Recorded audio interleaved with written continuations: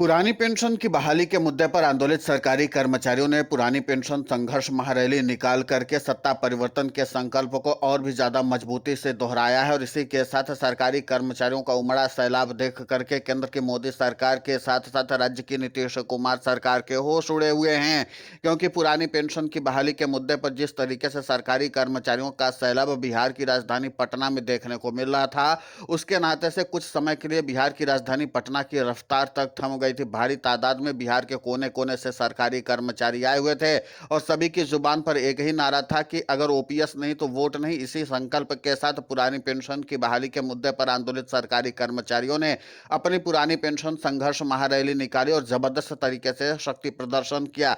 सनद रहे सरकारी कर्मचारियों ने शक्ति प्रदर्शन प्रधानमंत्री नरेंद्र मोदी के बिहार दौरे से ठीक एक दिन पहले यानी 14 सितंबर को सरकारी कर्मचारियों ने अपना विशाल शक्ति प्रदर्शन किया है बिहार की राजधानी पटना में। और उसके बाद आज 15 सितंबर है और आज प्रधानमंत्री नरेंद्र मोदी का बिहार दौरा है, तो सरकारी कर्मचारियों ने जबरदस्त तरीके से शक्ति प्रदर्शन किया है। लेकिन इस शक्ति प्रदर्शन के साथ एनएमओपीएस के राष्ट्रीय अध्यक्ष और रटेवा के प्रदेशाध्यक्ष विजय कुमार बंधु ने कुछ संकल्प भी दिलवाया है पुरानी पेंशन की बहाली के मुद्दे पर आंदोलित सरकारी कर्मचारियों को। क्या कुछ कहा है विजय कुमार बंधु ने पुरानी पेंशन की बहाली को लेकर के और क्या कुछ नारा दिया है, वो सब कुछ सुन लीजिए सबसे पहले आप, उसके बाद बाकी की कहानी हम आपको बताते हैं। और हर गांव का शिक्षक कर्मचारी अगर लग गया, कहने लगा कि पेंशन नहीं तो वोट नहीं, रोजगार नहीं तो वोट नहीं, तो फिर क्या होगा आलम जानते हैं। राजनेता क्या कहता, अरे आप कितने हो, हम बता रहे कितने हैं। कई बड़े नेताओं ने हमसे कहा, अरे आपकी संख्या कितनी है। हम कहे सुनो, हमारी संख्या है, उसको मैं बता रहा हूँ। ये मोबाइल है, मोबाइल है, 10,000 का रहे, 20,000 का रहे, 1 लाख का रहे, अभी चलेगा तभी जब इसमें एक छोटा सा सिम होगा। हम व्यवस्था के सिम हैं, हम व्यवस्था के सिम हैं। सही है नहीं सही है? शिक्षक कर्मचारी सिस्टम का सिम है, सिम निकला काम खत्म। सही है गलत है? सही है। तैयार है? तैयार है। बिहार के लोगों, आपको एक आह्वान और करने आया हूं। राजस्थान में पेंशन बहाल में पता है? तो सुना आपने, एनएमओपीएस के राष्ट्रीय अध्यक्ष और रटेवा के प्रदेशाध्यक्ष विजय कुमार बंधु ने साफ तौर पर इस बात का संकल्प दोहराया है कि पुरानी पेंशन की बहाली के मुद्दे पर एड़ी चोटी का दम लगाए हुए हैं और बिहार में सत्ता परिवर्तन होकर के रहेगा।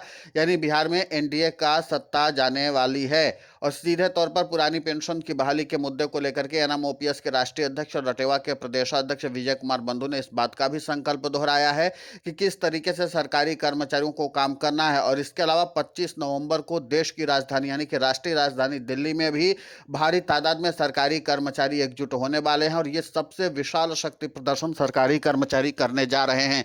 तो कुल मिलाकर के है कि पुरानी पेंशन की बहाली के मुद्दे पर आंदोलित सरकारी कर्मचारी आर या पार की लड़ाई लड़ने के लिए तैयार हो चुके हैं और सरकारी कर्मचारियों का जो शक्ति प्रदर्शन है वो आगे चल करके केंद्र की मोदी सरकार के साथ साथ राज्यों की सरकारों के लिए भी मुश्किलों का सबब बनने वाला है।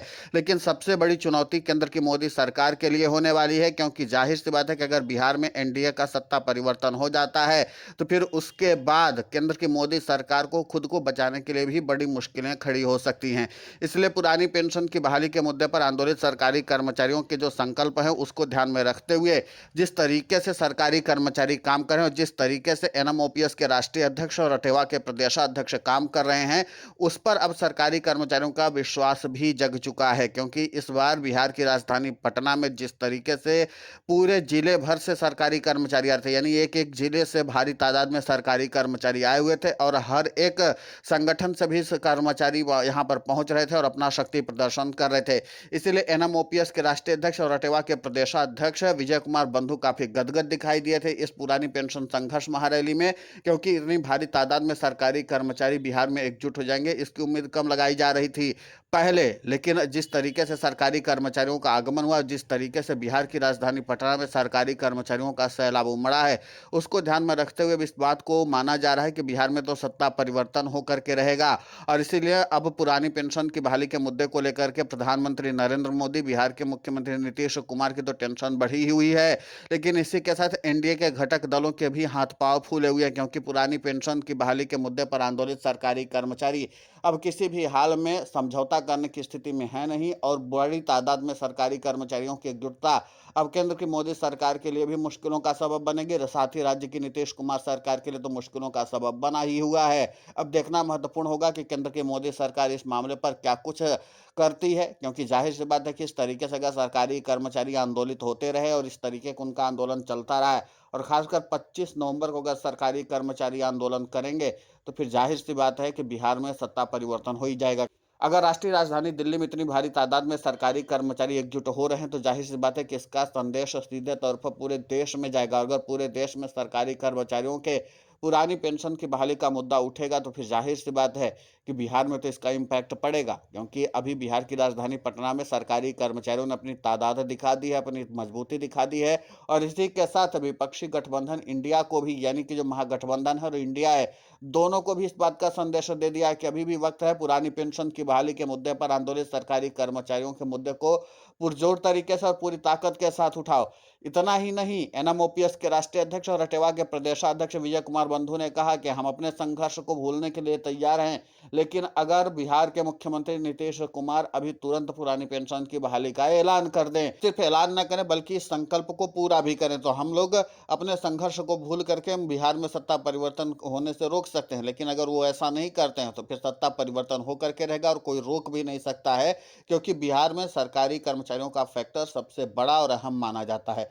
फिलहाल इस पूरे घटनाक्रम को लेकर के आपकी प्रतिक्रिया बहुत महत्वपूर्ण होती है, आप हमें कमेंट करके जरूर बताएं। साथ ही पुरानी पेंशन की बहाली के मुद्दे पर हम लगातार आंदोलित होकर के खबरें चला रहे हैं।